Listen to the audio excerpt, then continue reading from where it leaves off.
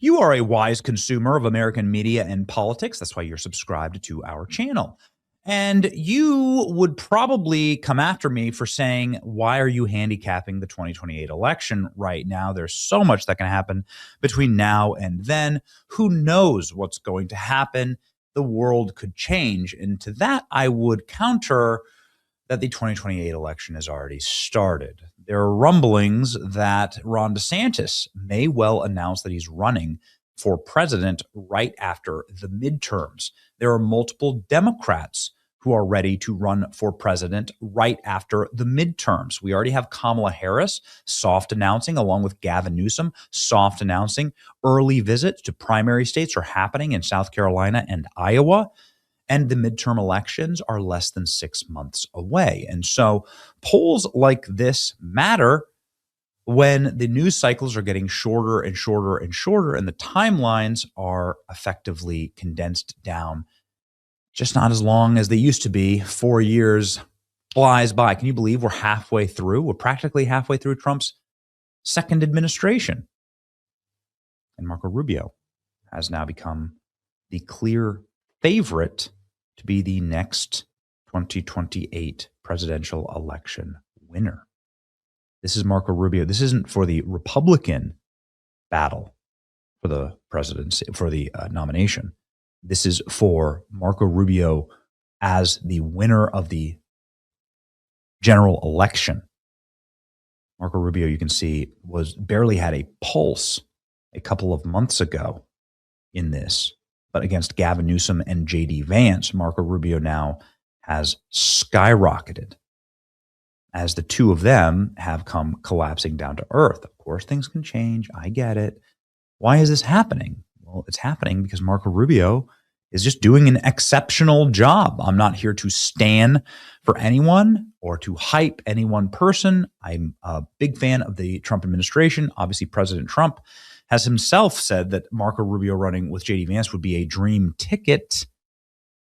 Now we hear that J.D. Vance may well not want to run for president. That's some of the reporting out, that he hasn't made a decision. Marco Rubio is releasing advertisements, hype videos. Everyone is calling this Marco Rubio's soft launch for president. It's been seen by nearly 5 million people, which is very strange for just sort of like for a clip video. And it's done huge numbers, 14,000 reposts, 80,000 likes. Here comes Marco Rubio's first presidential ad. At a time such as this. My hope for America? My hope for America is what it's always been. I think it's the hope I hope we all share.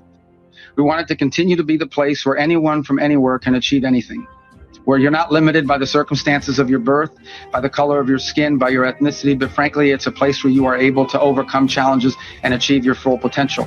I think that should be the goal of every country in the world, but I think in the U.S., we're not perfect. Our history is not one of perfection, but it's still better than anybody else's history. And ours is a story of perpetual improvement. Each generation has left the next generation of Americans freer, more prosperous, safer, and that is our goal as well. And as we come upon this 250-year anniversary, I think we have a lot to learn and be proud of in our history. It is one of perpetual and continuous improvement, where each generation has done its part to bring us closer to fulfilling the vision that the founders of this country had upon its founding. Does that sound like a presidential ad to you? Sounds like a presidential ad to me. He's running, is what everyone's saying. Rubio, whenever Vance starts talking about running for president, they expect one of us in the Wreckage Brother. So you're already starting to get memes. Marco as Bane versus J.D. Vance. This is the difference between Rubio and Vance. Vance is so angry and so poisoned by new right talking points and memes, he's incapable of putting forth any message that is even remotely optimistic. The idea that America is open to all to achieve things he would find offensive. One thing Rubio has going for him is genuinely good vibes. When you listen to him speak, you feel good about yourself, about the country. You feel hopeful. When you hear Vance speak, even if you agree with him, he's always mad about something. I don't know if I'd agree with that. I'm simply just reading you the sentiment. We've interviewed J.D. Vance. J.D. Vance is a very hopeful person. But the styles between the two of them are stark. They are different. Sure feels like a campaign ad to me. Oh, he's running. He's running. Didn't Vivek Ramaswamy say almost the exact same thing a few weeks ago and got a ton of pushback? What's the difference? The difference is that Vivek Ramaswamy is saying it in a manner that puts other countries ahead of and other peoples ahead of Americans. That's the difference. Marco Rubio isn't sitting here saying, and I know this because I did a big public response to it and went viral for it. Marco Rubio isn't sitting here saying, no, China is better than America. Japan is better than America.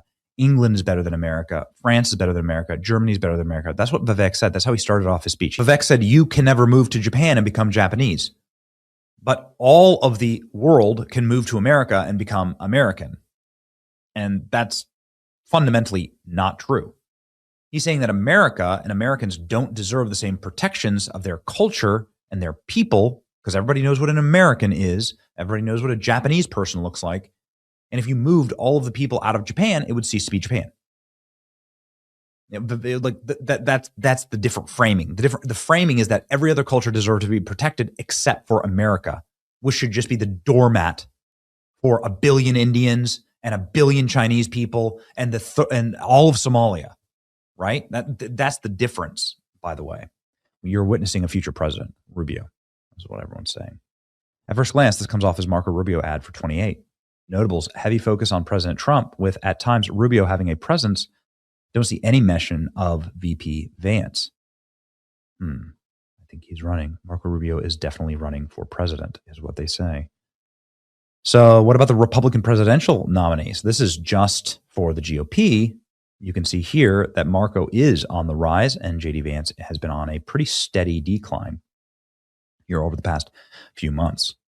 J.D. Vance addresses possible run with Marco Rubio and teases unstoppable ticket. J.D. Vance has talked about this before, saying that Donald Trump is straight up trying to get this ticket together. Sure about it. So the president first raised this with me probably 6 months or so ago, right? During just one of our private lunches that we try to get lunch every couple of weeks just to catch up on what's going on and talk about things. He mentioned it probably 6 months or so ago, and I mentioned to the secretary in jest, but it feels so premature. So he says that they're talking about it, like Trump is talking about a Rubio J.D. Vance ticket. And that these are the conversations that they're having. The two men obviously respect each other a lot. Obviously, they promote each other. J.D. Vance swore in Marco Rubio. President Trump has time and time again said that it would be an unstoppable ticket, and that this is something Trump. Nice to see you got off the roof.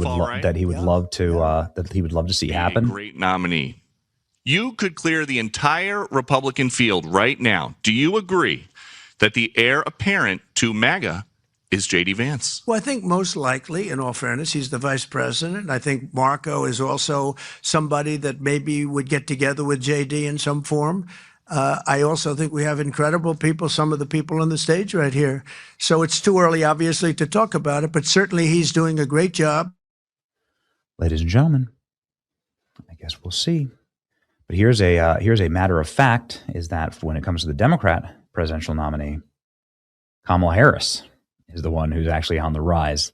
Kamala Harris, while Gavin Newsom is the favorite, which is still actually hilarious, Kamala Harris has skyrocketed to number 2 now. This weekend, AOC is talking about running for president. So it's going to be a hilarious, entertaining, and wild ride. Who do you want to see run? Let me know. It's your boy Benny. See ya.